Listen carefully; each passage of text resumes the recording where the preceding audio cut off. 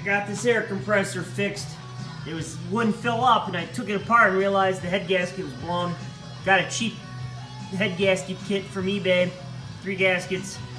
I'll show you. Here's the pressure release valve.